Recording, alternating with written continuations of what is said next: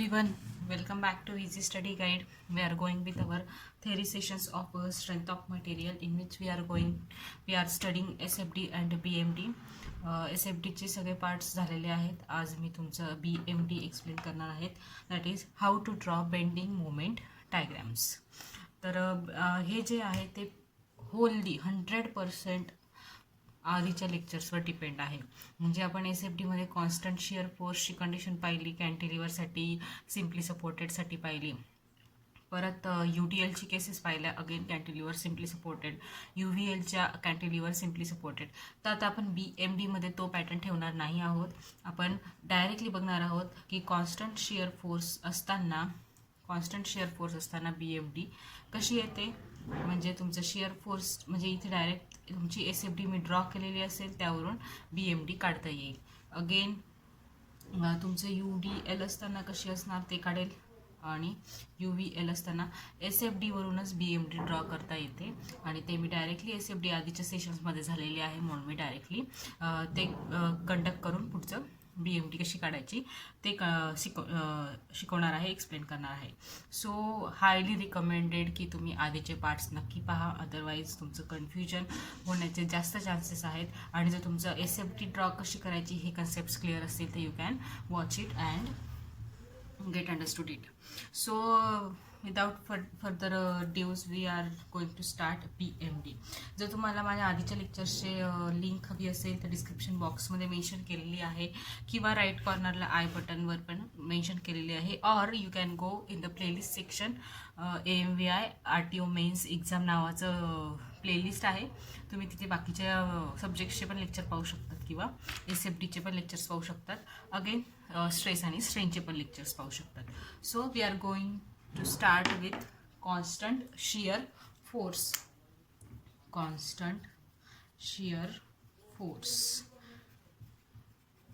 Constant shear force आपण एक example घेऊयात. फार काही वेळ लागणार नाही आहे, फार इझी आहे. जर तुम्हाला SFD समजली असेल तर this is very easy. 1 hinge support, 1 roller support. Again supports पण एक्सप्लेन केलेले आहेत आधीच्या टॉपिक्समध्ये. The load, point load is acting. This whole distance is L, length L. This is A, this is B. This point is A, this point is B. First step असते आपली free body diagram काढायची.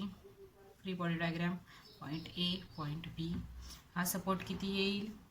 PB/L. हा कसा येतो तेही मी explain केलेलं आहे. हा येईल PA/L, P into A/L. This will be my P.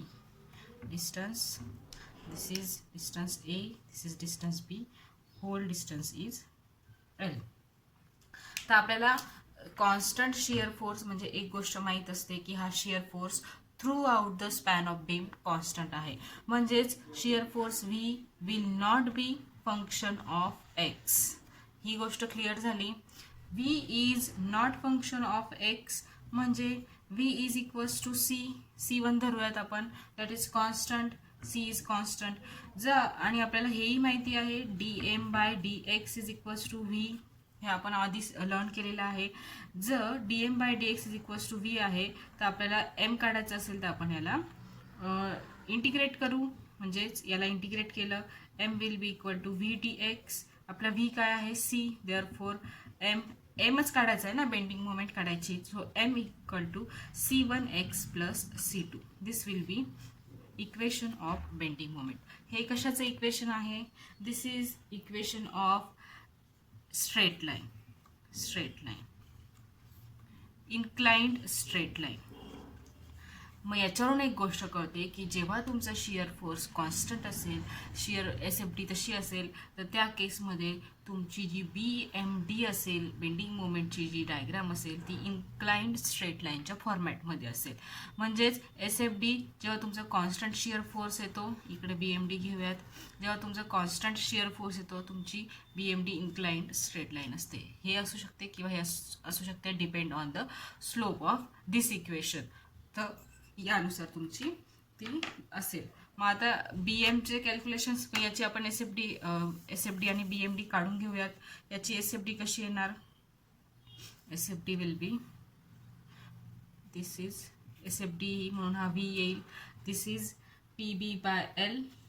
This is minus PA by L. This is my point A. Point एला हे आहे. दिस इज माय पॉईंट बी आणि हा पॉईंट सी. सी नाव देऊन देऊयात. This is my SFD. This is constant. This is constant shear force diagram. मग याच्यावरूनच याची BMD मी आत्ताच सांगितलं की ज्या वेळेस हॉरिझॉन्टल कॉन्स्टंट लाईन असेल एसएफमध्ये त्यावेळेस तुमचा हा इन्क्लाइन स्ट्रेट लाईन येईल. पण आता आपल्याला इन्क्लाइन स्ट्रेट लाईन काढायचं आहे तर त्यासाठी आपल्याला मोमेंट काढावं लागेल. BM बेंडिंग मोमेंट कॅल्क्युलेशन्स करावे लागतील. ते कसे करणार? आपली नेहमीची मेथड. कशी असते नेहमीची method? At point A moment at point A किती येणार? Moment at point A will be 0. इकडे मोमेंट 0 येईल. At point B again it will be 0. Moment at point C किती येणार? मोमेंट ॲट पॉईंट बी 0 कसा आला ते एकदा सांगते मी तुम्हाला. Moment at point B PB into L, PB upon L into this whole length minus this P into B.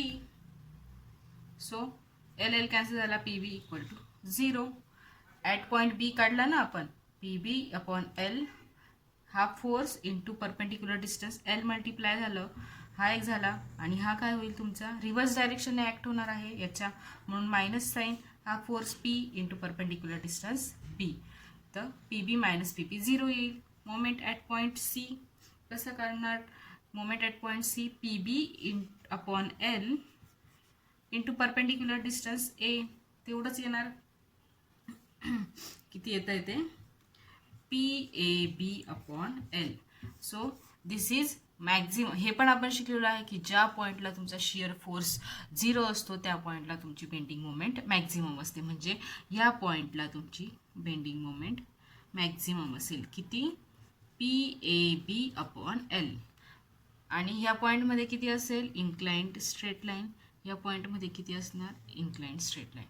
So this will be your bending moment diagram for constant shear force. तर एकच गोष्ट लक्षात ठेवायची, जेव्हा V is equals to constant असतो तेव्हा तुमची SFD horizontal straight line असते आणि BMD इन्क्लाइंड स्ट्रेट लाईन असते, वेदर दिस ऑर दिस.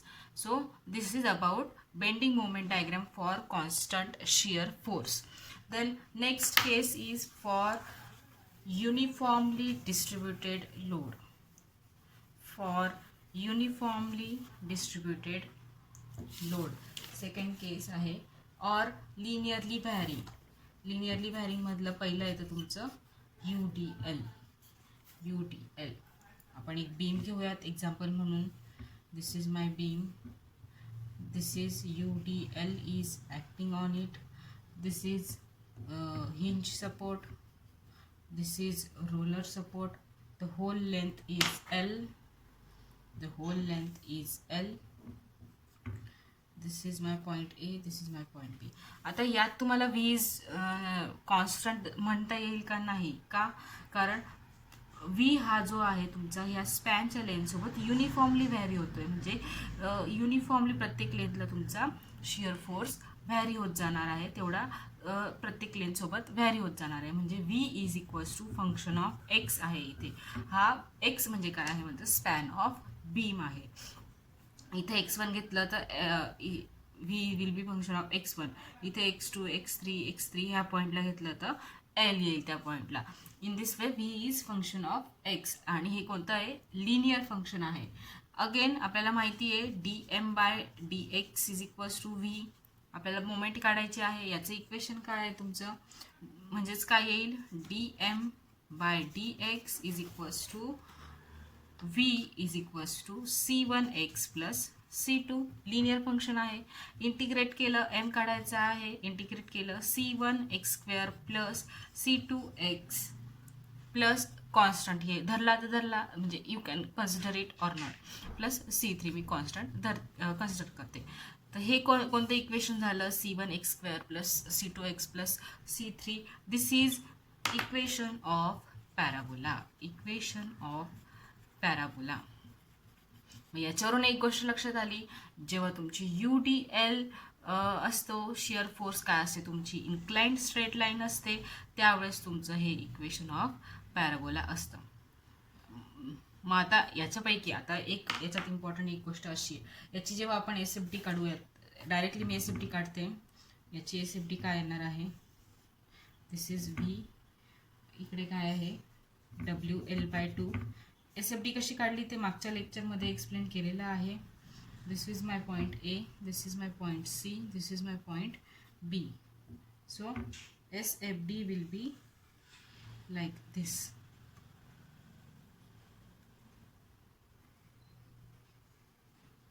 ही SFD असणार आहे. तर यात इन्क्लाइंड स्ट्रेट लाईन आहे. मग तुमची BMD, आता यात BMD आपण पॅराबोला येईल हे तर स्टडी केलेलं आहे. तर तो कसा पॅराबोला येईल तेही बघणं इम्पॉर्टंट आहे. ॲक्च्युली एका खाली एक काढायचं असतं, पण स्पेस कन्स्टंटमुळे मी एका बाजूला एक काढते. मग हा पॉईंट A. मग आता मला एक सांगा की ह्या C पॉईंटला मॅक्झिमम BMD येणार आहे. सो कर्व ह्या टाईपचा येणार की कर्व ह्या टाईपचा येणार, आपण नावं देऊन देऊ हवं तर. This is my curve P, this is my curve Q. मग P और Q हे कसं डिसाईड करणार, तर एक गोष्ट याच्यात लक्षात ठेवायची आहे की जेव्हा आपली इन्क्लाइंड स्ट्रेट लाईन SFD आहे, त्याचं इक्वेशन पॅराबोलिक आलेलं आहे. मग आपण हे कसं ठरवणार, तर आपण ठरवणार आहोत स्लोपवरून. स्लोप काय असतो, dm/dx असतो किंवा टँजंट लाईन असते. मग dm/dx हा आपला स्लोप आहे, तो V आहे, त्याच्यावरून ठरवायचा आहे.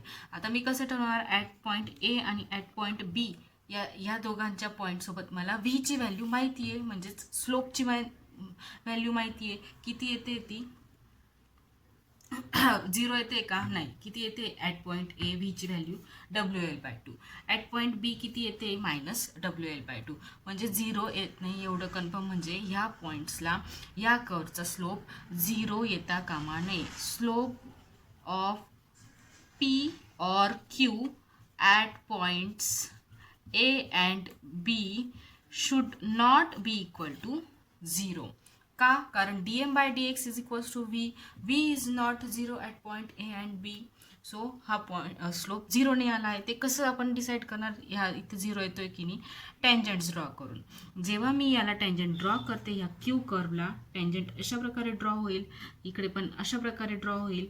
मग ह्या टँजंटचा स्लोप काय आहे, 0 आहे का त्याला काही स्लोप, dy/dx काढू शकताय का, y2 - y1 upon x2 minus, नाही काढू शकत आहे, कारण y टर्मच 0 आहे इथे. अगेन इथे पण 0 येणार आहे. तसं P कर्वला जेव्हा तुम्ही टँजंट काढतात at point A and at point B, तेव्हा त्याला काहीतरी स्लोप येतोय y2 - y1 upon x2 - x1. That is ह्या टँजंटचा स्लोप 0 बरोबर तर नाही आहे, ह्या टँजंटचा स्लोप पण 0 नाही आहे. म्हणजे आपली कंडिशन सॅटिस्फाय होते. म्हणजे कोणता येईल कर्व, हा कर्व करेक्ट असणार आहे. हे इम्पॉर्टंट आहे इथे. क्यू कर्व हा करेक्ट नसेल तुमचं, मग तुम्ही या प्रकारे तुम्ही डिसाईड करू शकतात की कोणत्या प्रकारचा कर्व, पॅराबोलिक कर्व तुमचा त्या प्रॉब्लेममध्ये येणार आहे. So this is my point C.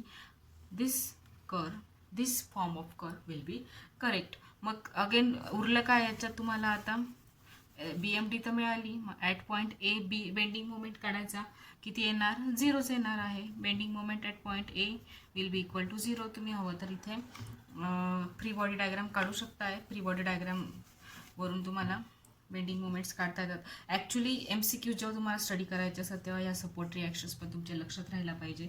This is WL/2, this is WL/2, this is again किती येणार हे WA. So this will be WL. तर यावरून BM at A will be equal to 0. At B हे किती आहे तुमचं L/2. This is L/2. This is my point. At B किती येईल, RA म्हणजे ही WL/2 into distance L minus ही WL इंटू L/2. किती आलं, सेमच झाली ही टर्म. ॲट B पण 0 आली. ॲट C कशी कॅल्क्युलेट करणार, याच पद्धतीने.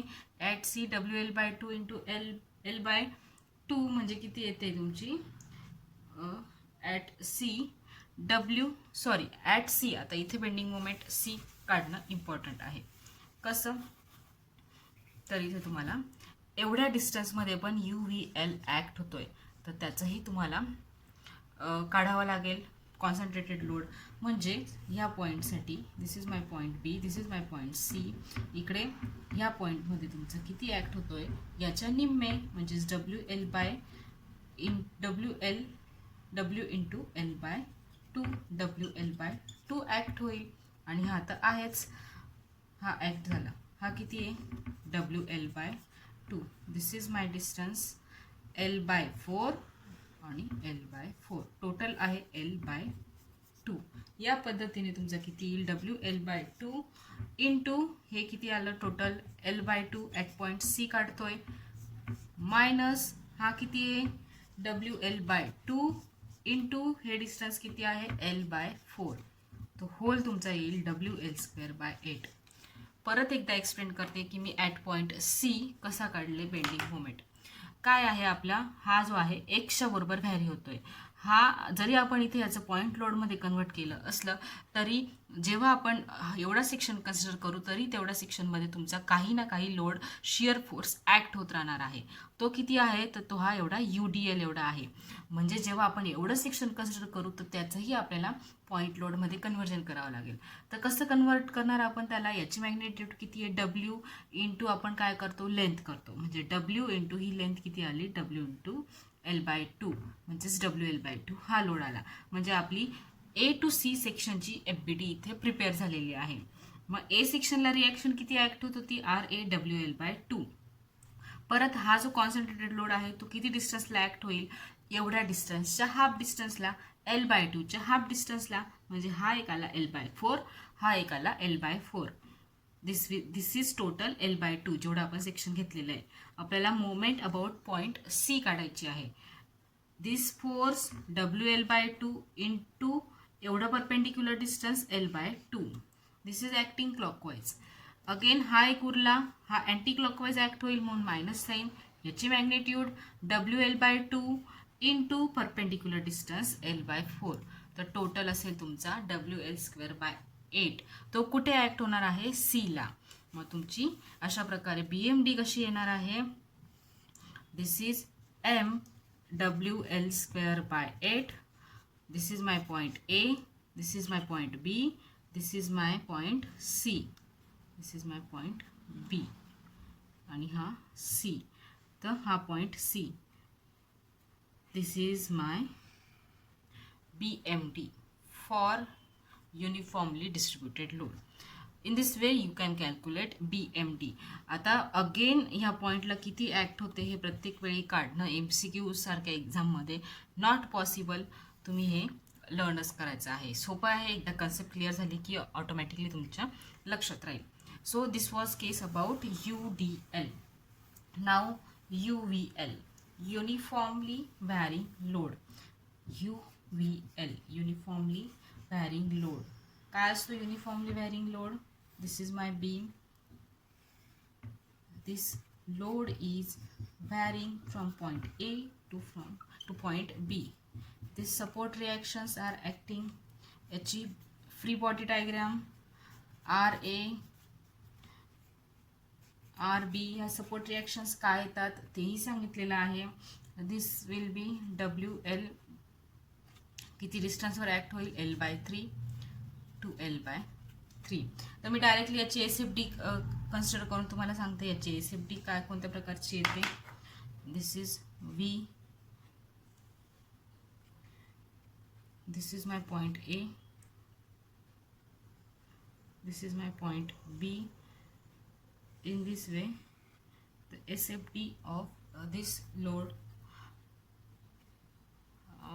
this या प्रकारे तुमची SFD दिसते. तर हा जो आहे हे डिस्टन्स आहे L/3. या प्रकारची SFD येते, जे हे मी तुम्हाला लास्ट लेक्चरच्या व्हिडिओमध्ये कव्हर केलेलं आहे. हेही पाहिलेलं आहे आपण की हे L/3 डिस्टन्सवर जो असतो तो तुमचा शिअर फोर्स 0 असतो. मग एक गोष्ट तर लक्षात आली की ह्या पॉईंटला तुमचं बेंडिंग मोमेंट काय येणार आहे, मॅक्झिमम येणार आहे.